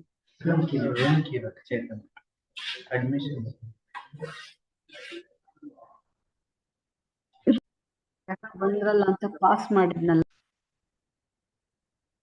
ವಿದ್ಯಾರ್ಥಿಗಳೇ, ಈ ಶಾಸನ, ಶಿಷ್ಟ ಸಾಹಿತ್ಯ ಮತ್ತು ಜನಪದ ಸಾಹಿತ್ಯ ಇವುಗಳಿಗೆ ಇರುವಂತಹ ಭಿನ್ನತೆಗಳನ್ನ ಗುರುತಿಸ್ಕೊಳ್ಳಿ. ಈ ನಿಟ್ಟಿನಲ್ಲಿ ಹಂಪಿ ವಿಶ್ವವಿದ್ಯಾನಿಲಯದ ಹಸ್ತಪ್ರತಿ ವಿಭಾಗ, ನಾವುಡ ಅವರು, ರವೀಂದ್ರನಾಥ್ ಅವರು, ವೀರೇಶ್ ಬಡಿಗೇರವರು, ಆಮೇಲೆ ಹಳಿಕೇರಿಯವರು ಮುಂತಾದವರು, ಹಾಗೆ ಹಳೆಯ ಸಂಪ್ರದಾಯದ ಹಿನ್ನೆಲೆಯಲ್ಲಿ ಅನೇಕ ಕೃತಿಗಳನ್ನ ನಮ್ಗೆ ಸಂಪಾದನೆ ಮಾಡಿಕೊಟ್ಟಿರ್ತಕ್ಕಂತಹ ಭಾನುಮತಿಯವರು, ಮತ್ತೆ ಗ್ರಂಥ ಸಂಪಾದನೆ ಹಸ್ತಪ್ರತಿಗಳಿಗೆ ಸಂಬಂಧಪಟ್ಟಂತೆ ಅನೇಕ ಸೆಮಿನಾರ್ಗಳಲ್ಲಿ ಇತ್ತೀಚೆಗೆ ಅನೇಕ ಪತ್ರಿಕೆಗಳು ಮಂಡಿತವಾಗಿದ್ದು, ಅಲ್ಲೆಲ್ಲ ನಮಗೆ ಕಂಡುಬರ್ತಕ್ಕಂಥ ಒಂದು ಹೊಸ ವಿಚಾರ ಏನಪ್ಪಾ ಅಂತಂದ್ರೆ, ವಸಾಹತುಶಾಹಿ ಆಡಳಿತದವರು ಆ ವಸಾಹತುಶಾಹಿ ಕಾಲದಲ್ಲಿ ಬಂದಂತಹ ಈ ಗ್ರಂಥ ಸಂಪಾದನಾ ಶಾಸ್ತ್ರದ ನೀತಿ ನಿಯಮ ನಡಾವಳಿಗಳನ್ನ ಕೇವಲ ಮಾರ್ಗಕೃತಿಗಳಲ್ಲಿ ಶುದ್ಧ ಪಾಠವನ್ನ ಸರಿ ಮಾಡುವುದಕ್ಕೆ, ಕವಿಪಾಠ ಗುರುತಿಸುವುದಕ್ಕೆ, ಮಾರ್ಗ ಕಾವ್ಯಗಳಿಗೆ ಹೊಂದಬಹುದು. ಆದ್ರೆ ಇದು ದೇಸಿ ಅನ್ನುವಂತಹ ಶರಣರ ವಚನಗಳು ಕೀರ್ತನ ಸಾಹಿತ್ಯಕ್ಕೆ